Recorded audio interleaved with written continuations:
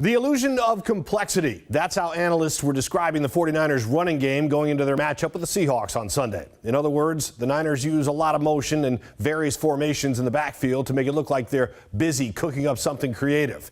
What they cooked up for the Seahawks was an age-old recipe of NFL days gone by. Ground and pound. They racked up nearly 200 yards rushing and did it all without their star running back. Complexity? More like Suplex City, a destination offered by the WWE and a place no opponent ever wants to go. The 49ers offense collectively lifted the Seahawks run defense high over its head and slammed it into the Levi Stadium mat. It was no illusion. It happened, and it will happen again until, as Quandre Diggs said after the game, the Seahawks man up. With so much talk about improving the Seahawks rushing attack, there should be equal concern about stopping the run.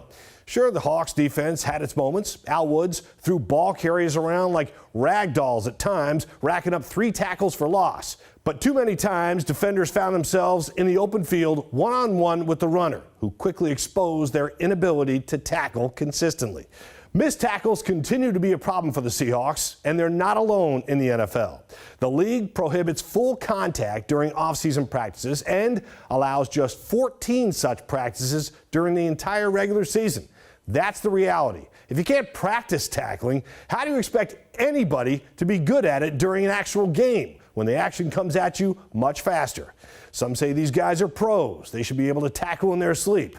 Not so. Like anything else in life, if you stop using your everyday tools, your skills diminish. I'm not going to break into life was better when or get off my lawn, but sometimes hard-nosed old school beats the softer new school. But I digress. The other problem comes from what defensive coaches call gap integrity.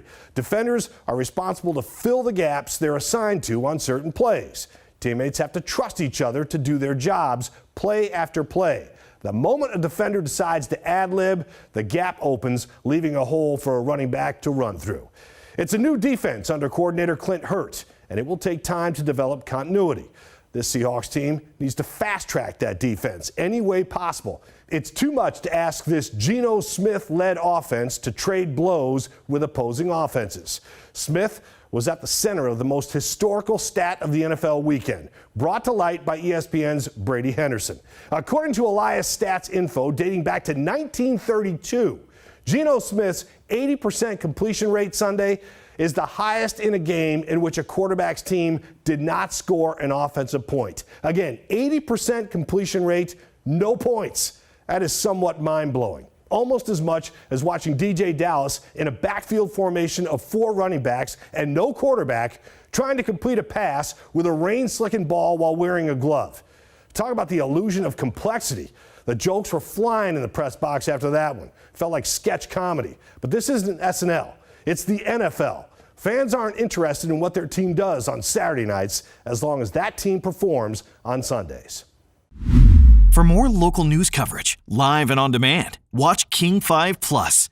Download free on Roku and Fire TV.